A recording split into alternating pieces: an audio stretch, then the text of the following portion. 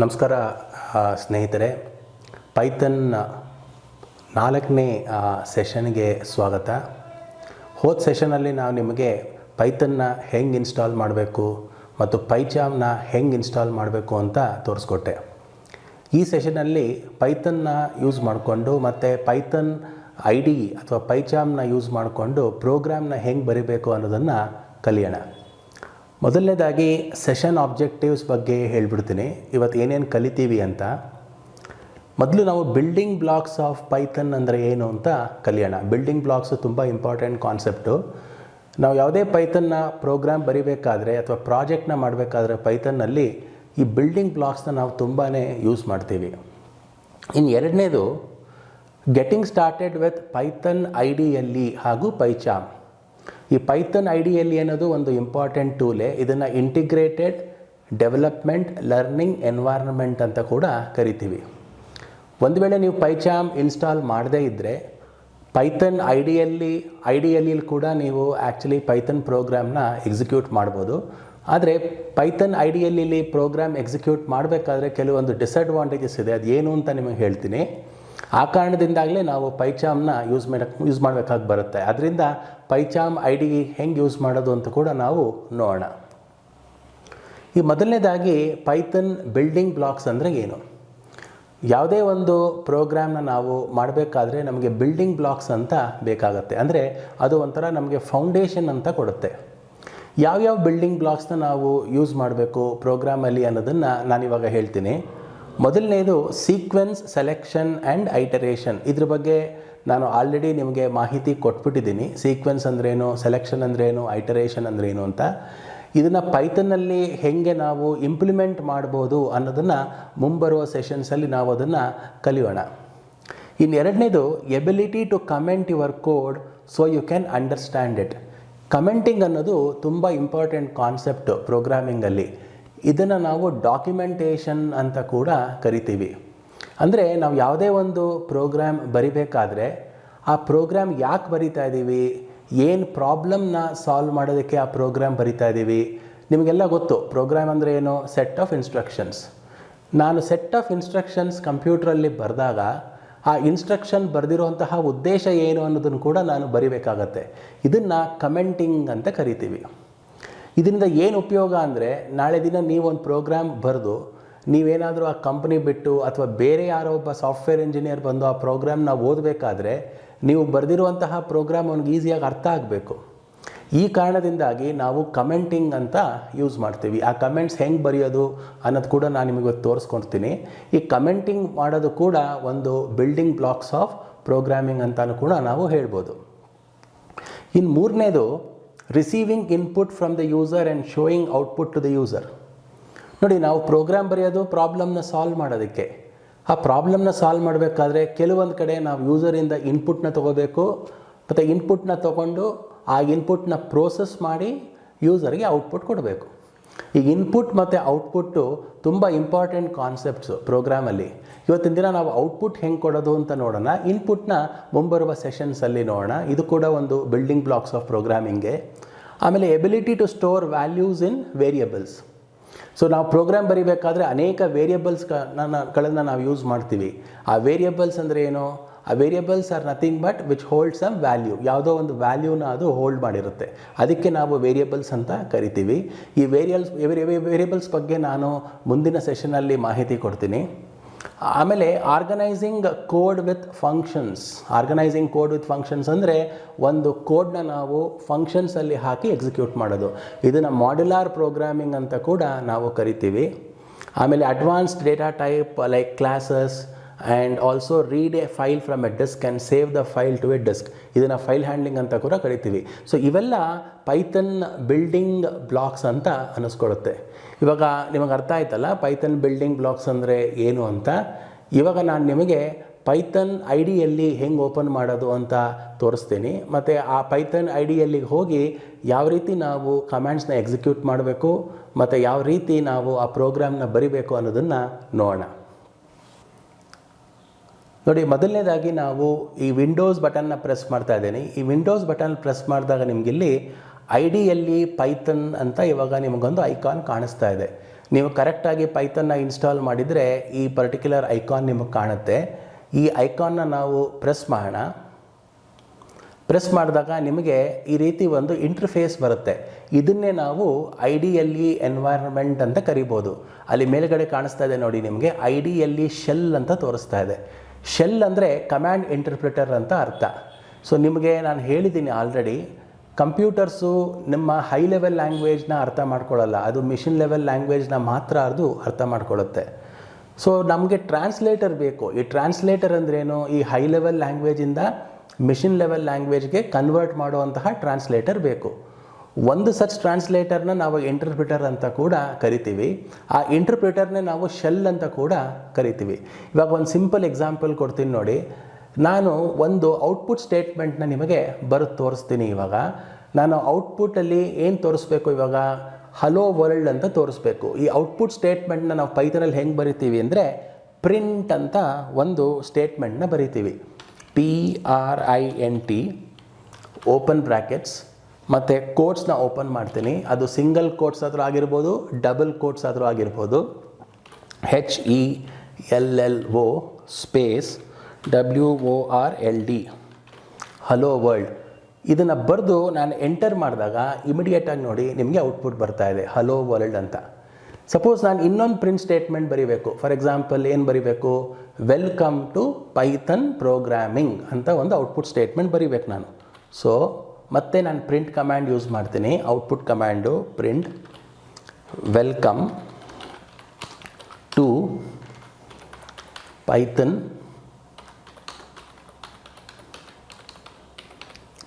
To Python programming. ಇವಾಗ enter press ಮಾಡಿದೆ ನಾನು. ಇವಾಗ ನೋಡಿ ವೆಲ್ಕಮ್ ಟು ಪೈಥನ್ ಪ್ರೋಗ್ರಾಮಿಂಗ್ ಅಂತ ಔಟ್ಪುಟ್ ಬರ್ತಾ ಇದೆ. ಸೊ ಇವಾಗ ನಾನು ಪ್ರತಿಯೊಂದು ಸ್ಟೇಟ್ಮೆಂಟ್ನು ಈ ಥರ ಬರೆದು ಎಂಟರ್ ಕೀ ಪ್ರೆಸ್ ಮಾಡಬೇಕು. ಇದನ್ನೇ ನಾನು ಇಂಟರ್ಪ್ರಿಟೇಷನ್ ಅಂತ ಹೇಳೋದು. ಇಂಟರ್ಪ್ರಿಟೇಷನ್ ಅಂದರೆ ಏನು, ಲೈನ್ ಬೈ ಲೈನ್ ಅದು ಎಕ್ಸಿಕ್ಯೂಟ್ ಮಾಡ್ತಾ ಇದೆ. ಇವಾಗ ಇನ್ನೊಂದು ಇಂಪಾರ್ಟೆಂಟ್ ಕಾನ್ಸೆಪ್ಟ್ ಇಲ್ಲಿ ಏನು ಅಂದರೆ, ಇವಾಗ ನಾವು ಶೆಲ್ನ ನಾವು ಯಾವಾಗಲೂ ಯೂಸ್ ಮಾಡೋಕ್ಕಾಗಲ್ಲ. ಕಾರಣ ಏನಂದರೆ, ಇವಾಗ ನನ್ನ ಪ್ರೋಗ್ರಾಮಲ್ಲಿ ಒಂದು 2 ಲೈನು ಅಥವಾ 3 ಲೈನ್ ಇದ್ದರೆ ನಾನು ಈ ಥರ ಲೈನ್ ಬೈ ಲೈನ್ ಬರೆದು ಎಕ್ಸಿಕ್ಯೂಟ್ ಮಾಡ್ಬೋದು. ಬಟ್ ರಿಯಲ್ ಸಾಫ್ಟ್ವೇರ್ ಡೆವಲಪ್ಮೆಂಟಲ್ಲಿ ನನ್ನ ಪ್ರೋಗ್ರಾಮ್ 2 ಲೈನ್ 3 ಲೈನಲ್ಲಿ ಸೀಮಿತವಾಗಿರಲ್ಲ. ನನ್ನ ಪ್ರೋಗ್ರಾಮು ಸಾವಿರಾರು ಲೈನ್ಸ್ಗೆ ಹೋಗ್ಬೋದು.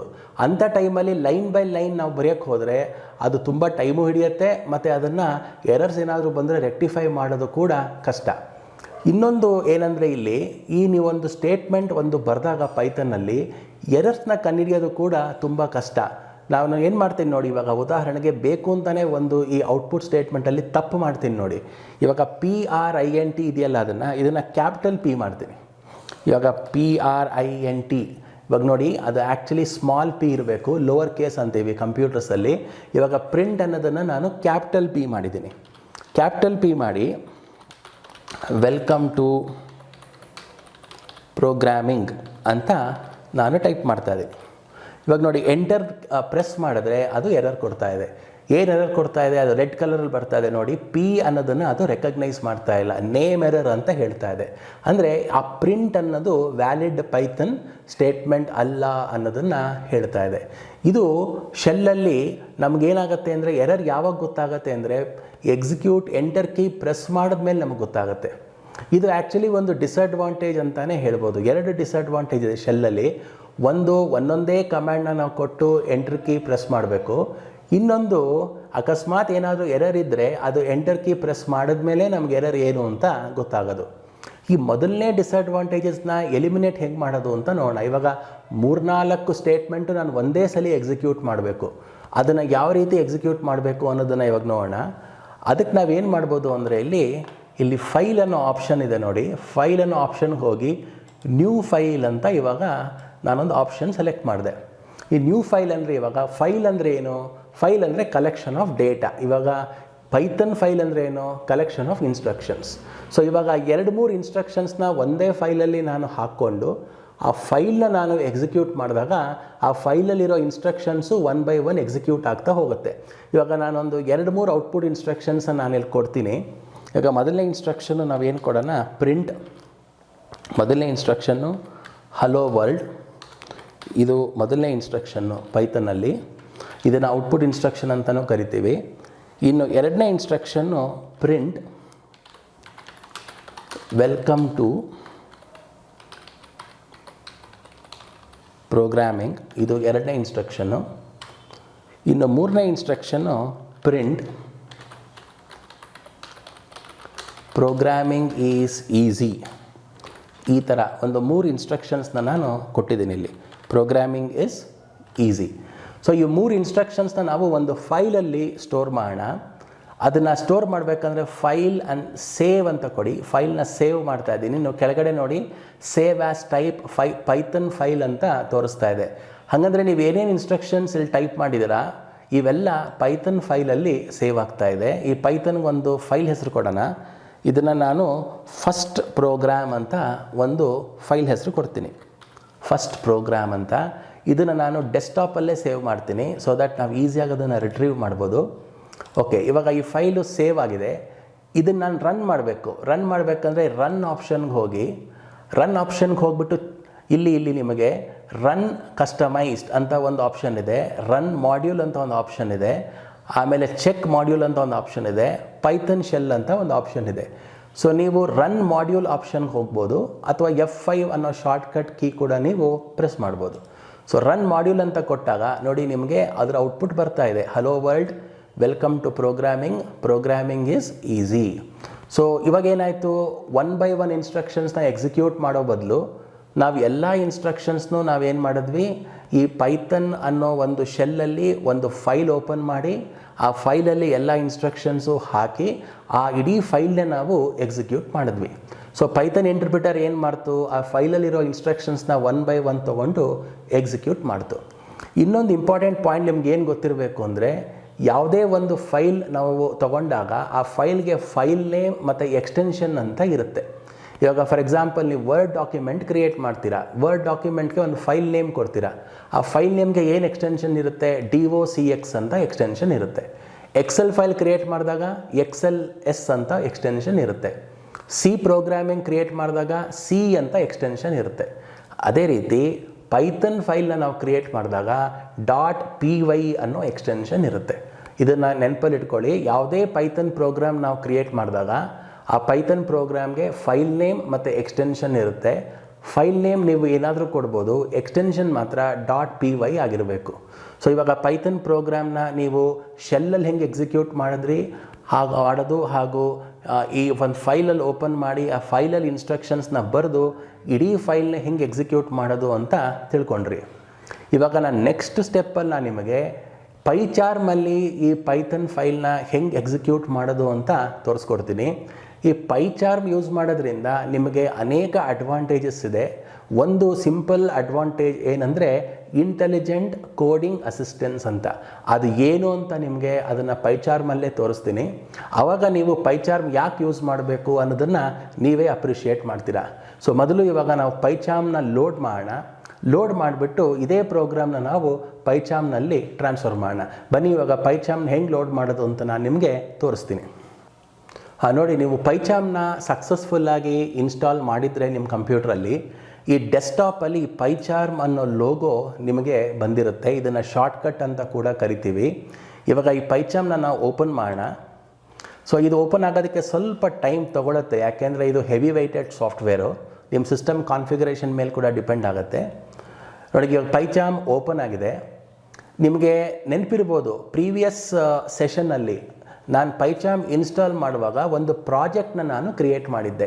ಈ ಪ್ರಾಜೆಕ್ಟ್ ಅಂದ್ರೇನು, ಪ್ರಾಜೆಕ್ಟ್ ಅಂದರೆ ಇದು is a collection of programs ಅಷ್ಟೇ. ಇವಾಗ ಒಂದು ಪ್ರಾಜೆಕ್ಟ್ನ ಕ್ರಿಯೇಟ್ ಮಾಡಿದ್ದೆ. ಆ ಪ್ರಾಜೆಕ್ಟ್ನ ಬೇಸಿಕ್ ಪೈಥನ್ ಟ್ರೈನಿಂಗ್ ಅಂತ ಆ ಪ್ರಾಜೆಕ್ಟ್ ಹೆಸರು ಕೂಡ ಕೊಟ್ಟಿದ್ದೆ ನಾನು. ಇವಾಗ ನಾನು ಈ ಪ್ರಾಜೆಕ್ಟಲ್ಲಿ ಪ್ರೋಗ್ರಾಮ್ಸ್ನ ನಾನು ಕ್ರಿಯೇಟ್ ಮಾಡಬೇಕು. ಸೊ ಅದಕ್ಕೇನು ಮಾಡ್ತೀನಿ, ನಾನು ಈ ಬೇಸಿಕ್ ಪೈಥನ್ ಟ್ರೈನಿಂಗ್ ಅನ್ನೋ ಪ್ರಾಜೆಕ್ಟ್ನ ಸೆಲೆಕ್ಟ್ ಮಾಡಿ ಮೌಸನ್ನು ರೈಟ್ ಕ್ಲಿಕ್ ಮಾಡಿ ನ್ಯೂ ಅಂತ ಒಂದು ಆಪ್ಷನ್ ಇದೆ.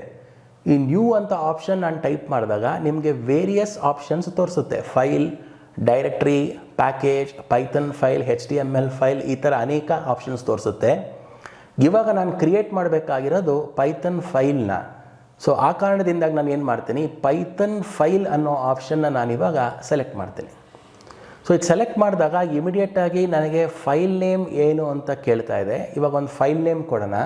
ಈ ಫೈಲ್ ನೇಮ್ ಬೇಕಾದ್ರೆ ಫಸ್ಟ್ ಫೈಲ್ ನೇಮ್ ನಂದು ಮೈ ಫಸ್ಟ್ ಪ್ರೋಗ್ರಾಮ್ ಅನ್ನೋ ಫೈಲ್ ಹೆಸರು ಕೊಡ್ತೀನಿ. ಮೈ ಫಸ್ಟ್ ಪ್ರೋಗ್ರಾಮ್ ಇದು ಫೈಲ್ ಹೆಸರು. ನಿಮಗೆ ಗೊತ್ತಿರಲಿ, ಫೈಲ್ ಹೆಸರು ಮತ್ತು ಎಕ್ಸ್ಟೆನ್ಷನ್ ಎರಡೂ ಸೇರಿ ಪೈಥನ್ ಫೈಲ್ ಅನ್ನಿಸ್ಕೊಡುತ್ತೆ. ಸೊ ಎಕ್ಸ್ಟೆನ್ಷನ್ ಏನಾಗಿರುತ್ತೆ, .py ಆಗಿರುತ್ತೆ. ಸೊ ಇವಾಗ ಎಂಟರ್ ಪ್ರೆಸ್ ಮಾಡೋಣ. ಸೊ ಇವಾಗ ನೋಡಿ ಅಲ್ಲೊಂದು ಟ್ಯಾಬ್ ಕ್ರಿಯೇಟ್ ಆಯಿತು, ಮೈ ಫಸ್ಟ್ ಪ್ರೋಗ್ರಾಮ್ .py. ಇವಾಗ ನಿಮ್ಗೆ ನೆನಪಿರ್ಬೋದು, ನಾನು ಬಿಲ್ಡಿಂಗ್ ಬ್ಲಾಕ್ಸನ್ನು ಹೇಳಬೇಕಾದ್ರೆ ನಿಮಗೆ ಒಂದು ಬಿಲ್ಡಿಂಗ್ ಬ್ಲಾಕ್ನ ಹೇಳಿದೆ, ಕಮೆಂಟಿಂಗ್ ಅಂತ. ಈ ಕಮೆಂಟಿಂಗ್ ಅಂದ್ರೇನು, ಡಾಕ್ಯುಮೆಂಟೇಷನ್. ನಾವು ಯಾವುದೇ ಪ್ರೋಗ್ರಾಮ್ ಬರಿಬೇಕಾದ್ರೆ ಆ ಪ್ರೋಗ್ರಾಮ್ ಬಗ್ಗೆ ನಾವು ಸ್ವಲ್ಪ ವಿಷಯಗಳನ್ನು ಬರಿಬೇಕಾಗತ್ತೆ, ಅಂದರೆ ಕಮೆಂಟ್ ಮಾಡಬೇಕಾಗತ್ತೆ. ಸೊ ಆ ಕಮೆಂಟ್ ಹೆಂಗೆ ಬರಿಬೇಕು ಅನ್ನೋದನ್ನು ನಾನು ನಿಮಗೆ ತೋರಿಸ್ತೀನಿ. ಮೊದಲನೇದಾಗಿ ನೀವು ಕಮೆಂಟ್ ಬರಿಬೇಕಾದ್ರೆ ಮೊದಲು ನೀವು ಹ್ಯಾಶ್ ಕೀನ ಪ್ರೆಸ್ ಮಾಡಬೇಕು. ಹ್ಯಾಶ್ ಕೀ ಪ್ರೆಸ್ ಮಾಡಿ ಇಲ್ಲಿ ಆ ಪ್ರೋಗ್ರಾಮ್ ಬಗ್ಗೆ ಒಂದು ಡಾಕ್ಯುಮೆಂಟ್ ಹಾಕೋಣ, ಒಂದು ಕಮೆಂಟ್ ಬರೆಯೋಣ. ಅಂದರೆ ನಾನು ಯಾಕೆ ಈ ಪ್ರೋಗ್ರಾಮ್ ಬರಿತಾ ಇದ್ದೀನಿ ಅನ್ನೋದನ್ನು ಒಂದು ಡಾಕ್ಯುಮೆಂಟ್ ಹಾಕೋಣ, ಅಥವಾ ಒಂದು ಲೈನ್ ಬರೆಯೋಣ. ಸಿಂಪಲಾಗಿ ಹೇಳಬೇಕು ಅಂದರೆ, ಸೊ ಇಲ್ಲಿ ಬರೆಯೋಣ, this is my first program in Python. This is my first program in Python. So ಇವಾಗ ನೀವು ಏನು ಅರ್ಥ ಮಾಡ್ಕೊಂಡ್ರಿ, ಕಮೆಂಟ್ ಬರೆಯೋದು ಹೆಂಗೆ ಅಂತ ಅರ್ಥ ಮಾಡ್ಕೊಂಡ್ರಿ. ಇನ್ನೊಂದು ನೀವು ಅಬ್ಸರ್ವ್ ಮಾಡಿರ್ಬೋದು, ನಾವು ಕಮೆಂಟ್ ಬರೆದಾಗ ಕಮೆಂಟ್ ಗ್ರೇ ಕಲರಲ್ಲಿದೆ. ಏನು ಅರ್ಥ ಇದು ಅಂದರೆ, ಇದು ಯೂಸರ್ ರೆಫರೆನ್ಸಿಗೆ ಮಾತ್ರ. ನಾವು ಕಮೆಂಟ್ ಅನ್ನೋದು ಬರೆದಾಗ ಪೈಥನ್ನು ಆ ಪರ್ಟಿಕ್ಯುಲರ್ ಲೈನ್ ಬಗ್ಗೆ ತಲೆ ಕೆಡಿಸ್ಕೊಳ್ಳಲ್ಲ, ಅದನ್ನು ಎಕ್ಸಿಕ್ಯೂಟ್ ಮಾಡಲ್ಲ. ಇದು ಯೂಸರ್ ರೆಫರೆನ್ಸಿಗೆ ಮಾತ್ರ. ಕಮೆಂಟಿಂಗ್ ಯಾವತ್ತೂ ನಮ್ಮ ರೆಫರೆನ್ಸಿಗೆ ಮಾತ್ರ. ಯಾಕೆ ಅಂತ ನಿಮಗೆ ಅದಕ್ಕೆ ನಾನು ಒಂದು ಪರ್ಟಿಕ್ಯುಲರ್ ಎಕ್ಸಾಂಪಲ್ ಕೂಡ ಕೊಟ್ಟೆ ನಾನು. ಇದಾದಮೇಲೆ ನಾವು ಇವಾಗ ಇನ್ಸ್ಟ್ರಕ್ಷನ್ಸ್ನ ಬರೆಯೋದಕ್ಕೆ ಹೋಗೋಣ. ಸೊ ಔಟ್ಪುಟ್ ಇನ್ಸ್ಟ್ರಕ್ಷನ್ ಹೆಂಗೆ ಬರಿಬೇಕು ಅಂತ ನಿಮಗೆ ಗೊತ್ತು. ಸೊ ಪ್ರಿಂಟ್ ಅಂತ ಒಂದು ಔಟ್ಪುಟ್ ಇನ್ಸ್ಟ್ರಕ್ಷನ್ನ ಯೂಸ್ ಮಾಡ್ತಾ ಇದ್ದೀನಿ. ಪ್ರಿಂಟ್ ಮೊದಲನೇ ಔಟ್ಪುಟ್ಟು ಹಲೋ ವರ್ಲ್ಡ್. ಮೊದಲನೇ ಔಟ್ಪುಟ್ಟು ಹಲೋ ವರ್ಲ್ಡ್. ಓಕೆ, ಈ ಇನ್ಸ್ಟ್ರಕ್ಷನಲ್ಲಿ ಯಾವುದೇ ವಿಧವಾದಂತಹ ಎರರ್ಸ್ ಇಲ್ಲ. ನಾನು ಶೆಲ್ಲಲ್ಲಿ ನಿಮಗೆ ಪ್ರೋಗ್ರಾಮ್ ತೋರಿಸ್ಬೇಕಾದ್ರೆ ನಾನು ನಿಮಗೆ ಬೇಕು ಅಂತಾನೆ ಒಂದು ಮಿಸ್ಟೇಕ್ ಮಾಡಿದೆ. ಆ ಮಿಸ್ಟೇಕ್ ಯಾವಾಗ ಐಡೆಂಟಿಫೈ ಮಾಡ್ತು, ನಾವು ಎಂಟರ್ ಕೀ ಪ್ರೆಸ್ ಮಾಡಿದ್ಮೇಲೆ ಅಥವಾ ಇಂಟರ್ಪ್ರಿಟೇಷನ್ ಆಗಬೇಕಾದ್ರೆ, ಪ್ರೋಗ್ರಾಮ್ ಎಕ್ಸಿಕ್ಯೂಷನ್ ಆಗಬೇಕಾದ್ರೆ ಎರರ್ ತೋರಿಸ್ತು. ಈ ಪೈಚಾರ್ಮಲ್ಲಿ ಇಂಟೆಲಿಜೆಂಟ್ ಕೋಡಿಂಗ್ ಅಸಿಸ್ಟೆನ್ಸ್ ಅಂತ ಒಂದು ಇಂಪಾರ್ಟೆಂಟ್ ಸೊಲ್ಯೂಷನ್ ಇದೆ. ಇದರಿಂದ ಏನಾಗುತ್ತೆ ಅಂದರೆ, ನೀವು ಪ್ರೋಗ್ರಾಮ್ ಬರಿಬೇಕಾದ್ರೆ ನೀವೇನಾದರೂ ತಪ್ಪು ಮಾಡಿದ್ರೆ ಪೈಥನ್ನು ನಮಗೆ ಹಿಂಟ್ಸ್ ಕೊಡುತ್ತೆ, ಇಂಥ ಪರ್ಟಿಕ್ಯುಲರ್ ಸೆಕ್ಷನಲ್ಲಿ ಎರರ್ ಇದೆ ಅಂತ. ಅದು ಹೇಗೆ ವರ್ಕ್ ಆಗುತ್ತೆ ಅಂತ ನೋಡೋಣ ಬನ್ನಿ. ನಾನೇನು ಮಾಡ್ತೀನಿ, ಪಿನ ಕ್ಯಾಪಿಟಲ್ ಮಾಡಿಬಿಡ್ತೀನಿ. ಇವಾಗ ಆ್ಯಕ್ಚುಲಿ ಪ್ರಿಂಟ್ ಅನ್ನೋದ್ರಲ್ಲಿ ಪಿ ಲೋವರ್ ಕೇಸ್ ಇರಬೇಕು. ಇವಾಗ ಪಿನ ಕ್ಯಾಪಿಟಲ್ ಮಾಡ್ತೀನಿ. ಈಗ ಪ್ರಿಂಟ್ ಅಂತ ಕೊಟ್ಬಿಟ್ಟು ಇಲ್ಲಿ ಪ್ರಿಂಟ್ ವೆಲ್ಕಮ್ ಟು ಪ್ರೋಗ್ರಾಮಿಂಗ್ ಅಂತ ಟೈಪ್ ಮಾಡ್ತೀನಿ. Welcome to programming. ಇವಾಗ ಇಲ್ಲಿ ನೋಡ್ಬೋದು, ಅಲ್ಲಿ ನೀವು ಪಿ ಕ್ಯಾಪಿಟಲ್ ಲೆಟರ್ ಕೊಟ್ಟ ತಕ್ಷಣ ಅಲ್ಲಿ ಪ್ರಿಂಟ್ ಕೆಳಗಡೆ ನಿಮಗೆ ಎರರ್ ತೋರಿಸ್ತಾ ಇದೆ. ಏನು ಎರರು ಅಂತ ನೀವು ಅಲ್ಲಿ ಆ್ಯಕ್ಚುಲಿ ನೀವು ಮೌಸ್ ಪಾಯಿಂಟರ್ನ ತೊಗೊಂಡೋದಾಗ ಅನ್ರಿಸಾಲ್ವ್ಡ್ ರೆಫರೆನ್ಸ್ ಪ್ರಿಂಟ್ ಅಂತ ತೋರಿಸ್ತಾ ಇದೆ. ಇದರಿಂದ ನಿಮಗೆ ಗೊತ್ತಾಯಿತು ಆ ಪ್ರಿಂಟ್ ಅನ್ನೋ ಸ್ಟೇಟ್ಮೆಂಟಲ್ಲಿ ಏನೋ ಎರರ್ ಇದೆ. ಅಂದರೆ ನೀವು ಆ ಪ್ರಿಂಟ್ ಅನ್ನೋ ಸ್ಟೇಟ್ಮೆಂಟಾಗಿ ಎಕ್ಸಿಕ್ಯೂಟ್ ಮಾಡೋ ಅವಶ್ಯಕತೆ ಇಲ್ಲ. ನೀವು ಆ್ಯಕ್ಚುಲಿ ಟೈಪ್ ಮಾಡ್ತಿದ್ದಂಗೆ ಅದು ಪ್ರಿಂಟ್ ಅನ್ನೋದ್ರಲ್ಲಿ ಎರರ್ ಇದೆ ಅಂತ ಪೈಚಾರ್ಮ್ ಹೇಳ್ತಾ ಇದೆ. ಇದರಿಂದ ನಮಗೆ ತುಂಬ ಟೈಮ್ ಸೇವ್ ಆಗುತ್ತೆ. ಇದೇ important usage, integrated development environment use ಮಾಡೋದ್ರಿಂದ. ಈ ಪೈಚಾರ್ಮ್ ಅನ್ನೋದೇನು, ಇಂಟಿಗ್ರೇಟೆಡ್ ಡೆವಲಪ್ಮೆಂಟ್ ಎನ್ವೈರ್ನ್ಮೆಂಟ್ ಅಂತ ಕರಿತೀವಿ. ಇದು ಪ್ರೋಗ್ರಾಮರ್ಸ್ ಟೈಮ್ನ ತುಂಬಾ ಸೇವ್ ಮಾಡುತ್ತೆ. ಇದಿರಲಿಲ್ಲ ಅಂದರೆ ನಾವು ಐಡಿಯಲ್ಲಿಯೇ ನಾವು ಪ್ರೋಗ್ರಾಮ್ ಬರಿಬೇಕಾದ್ರೆ ಎಲ್ಲ ಪ್ರೋಗ್ರಾಮ್ ಬರೆದು ಒನ್ ಬೈ ಒನ್ ಎರರ್ಸ್ನ ನಾವು ಡಿಬಗ್ ಅಥವಾ ರೆಕ್ಟಿಫೈ ಮಾಡ್ತಾ ಹೋಗಬೇಕು. ಈ ಪ್ರೋಗ್ರಾಮ್ ಬರಿಬೇಕಾದ್ರೆ ನಮಗೆ ಎರರ್ಸ್ ಗೊತ್ತಾಗೋದ್ರೆ ಅಲ್ಲಲ್ಲೇ ರೆಕ್ಟಿಫೈ ಮಾಡಿಕೊಂಡು ಪ್ರೋಗ್ರಾಮ್ನ ನಾವು ಈಸಿಯಾಗಿ ಬರೆದು ಔಟ್ಪುಟ್ನ ತೆಗಿಬೋದು. ಸೊ ಇವಾಗ ನಾನು ಆ್ಯಸ್ ಎ ಪ್ರೋಗ್ರಾಮರ್ ನಾನು ನೋಡಿದಾಗ ನನಗೆ ಗೊತ್ತಾಯಿತು, ಈ ಪ್ರಿಂಟ್ ಅನ್ನೋದ್ರಲ್ಲಿ ಏನೋ ಎರರ್ ಇದೆ ಅಂತ. ಸೊ ನಾನೇನು ಮಾಡ್ತೀನಿ, ಆ ಪಿನ ಅಪ್ಪರ್ ಕೇಸ್ ಅಥವಾ ಕ್ಯಾಪಿಟಲ್ ಲೆಟರ್ಸ್ ತೆಗೆದುಬಿಟ್ಟು ಲೋವರ್ ಕೇಸ್ ಮಾಡ್ತೀನಿ. ಲೋವರ್ ಕೇಸ್ ಮಾಡಿದಾಗ ಏನಾಯಿತು ನೋಡಿ, ಆಟೋಮೆಟಿಕ್ಕಾಗಿ ಆ ಎರರ್ ಹೋಯಿತು. ಸೊ ಇವಾಗ ಇನ್ನೊಂದು ಲೈನಿಗೆ ಬರ್ತೀನಿ. ಇಲ್ಲೇನು ಮಾಡ್ತೀನಿ, ಇನ್ನೊಂದು ಪ್ರಿಂಟ್ ಸ್ಟೇಟ್ಮೆಂಟ್ ಕೊಡ್ತೀನಿ. ಇಲ್ಲಿ this is my first program, this is my first program ಅಂತ ಕೊಡ್ತೀನಿ. ಈ ಥರ ನನಗೆ ಎಷ್ಟೊಂದು ಔಟ್ಪುಟ್ ಸ್ಟೇಟ್ಮೆಂಟ್ಸ್ನ ಹಾಕ್ಬೋದು ನೋಡಿ. ಕಮೆಂಟ್ಸ್ನ ನೀವು ಎಲ್ಲಿ ಬೇಕಾದರೂ ಹಾಕ್ಬೋದು. ಪ್ರೋಗ್ರಾಮ್ ಸ್ಟಾರ್ಟಿಂಗಲ್ಲೇ ಹಾಕಬೇಕು ಅನ್ನೋದೇನಿಲ್ಲ. ನಾನು ಇಲ್ಲೂ ಬೇಕಾದ್ರೆ ಒಂದು ಕಮೆಂಟ್ ಹಾಕ್ಬೋದು. ಇಲ್ಲೇನು ಕಮೆಂಟ್ ಹಾಕ್ಬೋದು, this is my end of the program so ಇಲ್ಲೇನು ಹಾಕ್ತಾ ಇದ್ದೀನಿ, this is my first program ಅಂತ ಕಮೆಂಟ್ ಹಾಕ್ತಾ ಇದ್ದೀನಿ. ಈ ಎಲ್ಲ ಇನ್ಸ್ಟ್ರಕ್ಷನ್ಸ್ ಬರೆದ ಮೇಲೆ this is my end of the program ಅಂತ ಕಮೆಂಟ್ ಹಾಕ್ತಾ ಇದ್ದೀನಿ. ಸೊ ಎಲ್ಲೆಲ್ಲಿ ಈ ಕಮೆಂಟ್ ಹಾಕಿರ್ತೀವಿ ಪೈಥನ್ನು ಆ ಪರ್ಟಿಕ್ಯುಲರ್ ಇನ್ಸ್ಟ್ರಕ್ಷನ್ನ ಎಕ್ಸಿಕ್ಯೂಟ್ ಮಾಡೋಕ್ಕೆ ಹೋಗಲ್ಲ. ಅಂದರೆ ಈ ಕಮೆಂಟ್ನ ಯಾವತ್ತೂ ಯಾವುದೇ ಕಾರಣದಿಂದನೂ ಎಕ್ಸಿಕ್ಯೂಟ್ ಮಾಡೋಕ್ಕೆ ಹೋಗಲ್ಲ. ಇದು ಒಂದು ಇಂಪಾರ್ಟೆಂಟ್ ಅಡ್ವಾಂಟೇಜ್ ಕಮೆಂಟಿಂಗಿಂದ. ಇನ್ನೊಂದು ಇಂಪಾರ್ಟೆಂಟ್ ಅಡ್ವಾಂಟೇಜ್ ಏನಂದರೆ, ನಾವು ಯಾವುದೋ ಒಂದು ಇನ್ಸ್ಟ್ರಕ್ಷನ್ನ ಎಕ್ಸಿಕ್ಯೂಟ್ ಮಾಡಬಾರ್ದು ಅನ್ನೋದು ಅಂದಾಗ ಆ ಇನ್ಸ್ಟ್ರಕ್ಷನ್ನೇ ಕಮೆಂಟ್ ಮಾಡ್ಬೋದು. ಅದು ಹೆಂಗೆ ಅಂತ ಹೇಳ್ಕೊಡ್ತೀನಿ. ಅದಕ್ಕಿಂತ ಮುಂಚೆ ಈ ಪ್ರೋಗ್ರಾಮ್ನ ಎಕ್ಸಿಕ್ಯೂಟ್ ಹೆಂಗೆ ಮಾಡೋಣ ಅಂತ ನೋಡೋಣ. ಇವಾಗ ಮೈ ಫಸ್ಟ್ ಪ್ರೋಗ್ರಾಮ್ .py ಅನ್ನೋ ಟ್ಯಾಬ್ ನಿಮಗೆ ಕಾಣಿಸ್ತಾ ಇದೆ ಇಲ್ಲಿ. ಆ ಟ್ಯಾಬ್ನ ರೈಟ್ ಕ್ಲಿಕ್ ಮಾಡಿ ರನ್ ಮೈ ಫಸ್ಟ್ ಪ್ರೋಗ್ರಾಮ್ ಅಂತ ಕೊಡಿ. ಇವಾಗ ನೋಡಿ, ಕೆಳಗಡೆ ನಿಮಗೆ ಔಟ್ಪುಟ್ ಕಾಣಿಸ್ತಾ ಇದೆ, ಕನ್ಸೋಲಲ್ಲಿ ಔಟ್ಪುಟ್ ಕಾಣಿಸ್ತಾ ಇದೆ ನಿಮಗೆ. Hello world, welcome to programming and this is my first program ಅನ್ನೋ ಔಟ್ಪುಟ್ ನಿಮಗೆ ಕಾಣಿಸ್ತಾ ಇದೆ. ಆದರೆ 3 ಇನ್ಸ್ಟ್ರಕ್ಷನ್ಸ್ ಇತ್ತು ಪ್ರಿಂಟಲ್ಲಿ, ಆ 3 ಇನ್ಸ್ಟ್ರಕ್ಷನ್ಸ್ ಔಟ್ಪುಟ್ಟು ನಿಮಗೆ ಕಾಣಿಸ್ತಾ ಇದೆ. ಸೊ ಇವಾಗ ನಾನು ಏನು ಮಾಡ್ತೀನಿ, ಇವಾಗ ಸಪೋಸ್ ಈ ಔಟ್ಪುಟ್ನ ನಾನು ಕ್ಲಿಯರ್ ಮಾಡಬೇಕು ಅಂದರೆ ಇಲ್ಲಿ ಡಿಲೀಟ್ ಬಟನ್ ಇದೆ, ಕ್ಲಿಯರ್ ಆಲ್ ಅನ್ನೋ ಬಟನ್ ಇದೆ. ಇದನ್ನು ಪ್ರೆಸ್ ಮಾಡಿ ಈ ಔಟ್ಪುಟ್ಟು ಆಟೋಮೆಟಿಕಲಿ ಕ್ಲಿಯರ್ ಆಗುತ್ತೆ. ಇನ್ನೊಂದು ಇಂಪಾರ್ಟೆಂಟ್ ಥಿಂಗ್ ನಿಮಗೆ ಗೊತ್ತಿರಬೇಕು, ಈ ಕಮೆಂಟ್ ನಾವು ಕೊಟ್ಟಿದ್ದೀವಲ್ಲ, ಈ ಕಮೆಂಟ್ನ ನಾವು ಇನ್ಸ್ಟ್ರಕ್ಷನ್ಗೂ ಕೊಡ್ಬೋದು. ಫಾರ್ ಎಕ್ಸಾಂಪಲ್, ಇವಾಗ ಈ ಪ್ರಿಂಟ್ ಹಲೋ ವರ್ಲ್ಡ್ ಅನ್ನೋ ಒಂದು ಇನ್ಸ್ಟ್ರಕ್ಷನ್ ಇದೆ. ಇದನ್ನು ನಾನು ಸಪ್ರೆಸ್ ಮಾಡಬೇಕು, ಅಂದರೆ ಇದನ್ನು ನಾನು ಎಕ್ಸಿಕ್ಯೂಟ್ ಮಾಡಬಾರ್ದು ಅಂದರೆ ಈ ಪರ್ಟಿಕ್ಯುಲರ್ ಇನ್ಸ್ಟ್ರಕ್ಷನ್ ನಾನು ಡಿಲೀಟ್ ಮಾಡಿಬಿಡ್ಬೋದು. ಡಿಲೀಟ್ ಮಾಡಿಬಿಟ್ರೆ ಮತ್ತೆ ಬೇಕಂದರೆ ನನಗೆ ಮತ್ತೆ ಅದನ್ನು ಟೈಪ್ ಮಾಡಬೇಕಾಗಿ ಬರುತ್ತೆ. ಸೊ ಈ ಒಂದು ಕಾರಣದಿಂದ ನಾನು ಏನು ಮಾಡ್ಬೋದು, ಈ ಪ್ರಿಂಟ್ ಹಿಂದೆ ಒಂದು ಹ್ಯಾಶ್ ಸಿಂಬಲ್ ಹಾಕ್ಬಿಡ್ತೀನಿ. ಈ ಪ್ರಿಂಟ್ ಹಿಂದೆ ನಾನೊಂದು ಹ್ಯಾಶ್ ಸಿಂಬಲ್ ಹಾಕಿದಾಗ ಏನಾಗುತ್ತೆ, ಆ ಪ್ರಿಂಟ್ ಅನ್ನೋ ಇನ್ಸ್ಟ್ರಕ್ಷನ್ನೇ ಕಮೆಂಟ್ ಆಗೋಗುತ್ತೆ. ಅಂದರೆ ಏನು ಮಾಡುತ್ತೆ, ಪೈಥಾನ್ ಇಂಟರ್ಪ್ರಿಟರು ಆ ಇನ್ಸ್ಟ್ರಕ್ಷನ್ನ ಇಗ್ನೋರ್ ಮಾಡುತ್ತೆ. ನೋಡಿ, ಇಮಿಡಿಯೇಟಾಗಿ ಏನಾಯಿತು, ಆ ಪ್ರಿಂಟ್ ಅನ್ನೋ ಒಂದು ಇನ್ಸ್ಟ್ರಕ್ಷನ್ನು ಗ್ರೇ ಸ್ಕೇಲಿಗೆ ಬಂದ್ಬಿಡ್ತು. ಸೊ ಅದರಿಂದ ಏನಾಯಿತು, ಆ ಇನ್ಸ್ಟ್ರಕ್ಷನ್ನು ಇಂಟರ್ಪ್ರಿಟರ್ ಎಕ್ಸಿಕ್ಯೂಟ್ ಮಾಡಲ್ಲ. ಇದನ್ನು ಎಕ್ಸಿಕ್ಯೂಟ್ ಮಾಡಬೇಕು ಅಂದರೆ ಏನು ಮಾಡಬೇಕು, ಮತ್ತೆ ಆ ಹ್ಯಾಶ್ ಕೀನ ಡಿಲೀಟ್ ಮಾಡಬೇಕು. ಇವಾಗ ಎಕ್ಸಿಕ್ಯೂಟ್ ಮಾಡುತ್ತೆ. ಇವಾಗ ನಾನು ಹ್ಯಾಶ್ ಕೀನ ಹಾಕ್ತೀನಿ. ಸೊ ಇವಾಗ ಆ ಪ್ರಿಂಟ್ ಅನ್ನೋ ಒಂದು ಸ್ಟೇಟ್ಮೆಂಟು ಗ್ರೇ ಸ್ಕೇಲ್ಗೆ ಹೋಯಿತು. ಇವಾಗ ನಾನು ಈ ಪ್ರೋಗ್ರಾಮ್ನ ರನ್ ಮಾಡ್ತೀನಿ. ಈಗ ಪ್ರೋಗ್ರಾಮ್ನ ರನ್ ಮಾಡಿದಾಗ ನೋಡಿ, welcome to programming, this is my first program. ಈ ಎರಡೇ ಪ್ರಿಂಟ್ ಸ್ಟೇಟ್ಮೆಂಟ್ ಎಕ್ಸಿಕ್ಯೂಟ್ ಆಗ್ತಾ ಇದೆ, ಮೊದಲನೇ ಪ್ರಿಂಟ್ ಸ್ಟೇಟ್ಮೆಂಟ್ ಎಕ್ಸಿಕ್ಯೂಟ್ ಆಗ್ತಾ ಇಲ್ಲ. ಸೊ ನೋಡಿದ್ರಲ್ಲ ಕಮೆಂಟಿಂಗು ಯಾವ ರೀತಿ ಹೆಲ್ಪ್ ಆಗುತ್ತೆ ಅಂತ. ನಾವೊಂದು ಪ್ರೋಗ್ರಾಮ್ ಬರೆಯುವಾಗ ಕೆಲವೊಮ್ಮೆ ನಾವು ಏನು ಮಾಡಬೇಕಾಗತ್ತೆ ಅಂದರೆ, ಚೆಕ್ ಮಾಡಬೇಕಾದ್ರೆ ಕೆಲವೊಂದು ಇನ್ಸ್ಟ್ರಕ್ಷನ್ನ ನಾವು ಸಪ್ರೆಸ್ ಮಾಡಬೇಕಾಗಿ ಬರುತ್ತೆ. ಆ ಸಪ್ರೆಸ್ ಮಾಡುವಾಗ ನಾನು ಇಡೀ ಇನ್ಸ್ಟ್ರಕ್ಷನ್ಸ್ನ ಡಿಲೀಟ್ ಮಾಡೋ ಬದಲು ಆ ಇನ್ಸ್ಟ್ರಕ್ಷನ್ನ ಸುಮ್ಮನೆ ಕಮೆಂಟ್ ಮಾಡಿ ಬಿಟ್ಬಿಡ್ಬೋದು. ಆಮೇಲೆ ನನಗೆ ಬೇಕಾದಾಗ ಮತ್ತೆ ಆ ಕಮೆಂಟ್ನ ರಿವೋಕ್ ಮಾಡ್ಬೋದು. ಅಂದರೆ ಆ ಕಮೆಂಟ್ನ ತೆಗೆದುಬಿಟ್ಟು ಮತ್ತೆ ಆ ಇನ್ಸ್ಟ್ರಕ್ಷನ್ನ ಎಕ್ಸಿಕ್ಯೂಟ್ ಮಾಡ್ಬೋದು. ಸೊ ಇವತ್ತು ನೀವು ಬಿಲ್ಡಿಂಗ್ ಬ್ಲಾಕ್ಸ್ ಅಂದರೆ ಏನು ಪೈಥಾನಲ್ಲಿ ಅಂತ ಕಲ್ತ್ಕೊಂಡ್ರಿ. ಬಿಲ್ಡಿಂಗ್ ಬ್ಲಾಕ್ಸಲ್ಲಿ ಏನೇನು ಕಲ್ತ್ಕೊಂಡ್ರಿ ನೀವು, ಸೀಕ್ವೆನ್ಸ್, ಸೆಲೆಕ್ಷನ್, ಐಟ್ರೇಷನ್, ಇದು ಹೋದ ಸೆಷನಲ್ಲೇ ಕಲ್ತಿದ್ರಿ. ಇದನ್ನು ಹೆಂಗೆ ಇಂಪ್ಲಿಮೆಂಟ್ ಮಾಡಬೇಕು ಅಂತ ಮುಂಬರುವ ಸೆಷನಲ್ಲಿ ನೋಡೋಣ. ನೆಕ್ಸ್ಟ್ ನಿಮಗೆ ವೇರಿಯಬಲ್ಸ್ ಅಂದರೆ ಏನು ಅನ್ನೋದನ್ನು ನಾನು ಮುಂದಿನ ಸೆಷನಲ್ಲಿ ಹೇಳ್ಕೊಡ್ತೀನಿ. ಈ ಸೆಷನ್ನಲ್ಲಿ ನೀವು ಕಮೆಂಟಿಂಗ್ ಹೆಂಗೆ ಮಾಡೋದು ಮತ್ತು ಪೈಥಾನ್ ಪ್ರೋಗ್ರಾಮ್ನ ಮೇಯ್ನಾಗಿ ಶೆಲ್ಲಲ್ಲಿ ಹೆಂಗೆ ಎಕ್ಸಿಕ್ಯೂಟ್ ಮಾಡೋದು ಮತ್ತು IDLE ಇಂಟಿಗ್ರೇಟೆಡ್ ಡೆವಲಪ್ಮೆಂಟ್ ಲರ್ನಿಂಗ್ ಎನ್ವೈರನ್ಮೆಂಟಲ್ಲಿ ಹೆಂಗೆ ಎಕ್ಸಿಕ್ಯೂಟ್ ಮಾಡೋದು ಮತ್ತು ಪೈಚಾರ್ಮಲ್ಲಿ ಹೆಂಗೆ ಎಕ್ಸಿಕ್ಯೂಟ್ ಮಾಡೋದು ಅಂತ ಕೂಡ ನೀವು ಕಲ್ತ್ರಿ. ಪೈಚಾರ್ಮಲ್ಲಿ ಯಾಕೆ ಎಕ್ಸಿಕ್ಯೂಟ್ ಮಾಡಬೇಕು, ಪೈಚಾರ್ಮಲ್ಲಿ ಎಕ್ಸಿಕ್ಯೂಟ್ ಮಾಡಿದ್ರೆ ನಿಮಗೆ ಏನೇನು ಅಡ್ವಾಂಟೇಜಸ್ ಸಿಗುತ್ತೆ ಅನ್ನೋದು ಕೂಡ ನೀವು ತಿಳ್ಕೊಂಡ್ರಿ. ಒನ್ ಅಡ್ವಾಂಟೇಜ್ ಏನು ಅಂದರೆ ಇಂಟೆಲಿಜೆಂಟ್ ಕೋಡಿಂಗ್ ಅಸಿಸ್ಟೆನ್ಸ್ ಅಂತ. ಇಂಟೆಲಿಜೆಂಟ್ ಕೋಡಿಂಗ್ ಅಸಿಸ್ಟೆನ್ಸ್ ಬಗ್ಗೆ ನಿಮಗೆ ಸಾಕಷ್ಟು ಮಾಹಿತಿ ಕೊಟ್ಟಿದ್ದೀನಿ. ಇದು ಒಂದೇ ಅಡ್ವಾಂಟೇಜ್ ಅಲ್ಲ, ಇಂಟಿಗ್ರೇಟೆಡ್ ಡೆವಲಪ್ಮೆಂಟ್ ಎನ್ವೈರನ್ಮೆಂಟ್ ಯೂಸ್ ಮಾಡಿದ್ರೆ ನಮಗೆ ಸಾಕಷ್ಟು ಅಡ್ವಾಂಟೇಜಸ್ ಸಿಗುತ್ತೆ. ಇದು ನೀವು ಪ್ರೋಗ್ರಾಮಿಂಗ್ ಕಲಿತಾ IDE ಬಗ್ಗೆಯೂ ಕೂಡ ನಿಮಗೆ ಬಹಳಷ್ಟು ಮಾಹಿತಿಗಳು ಸಿಗುತ್ತೆ.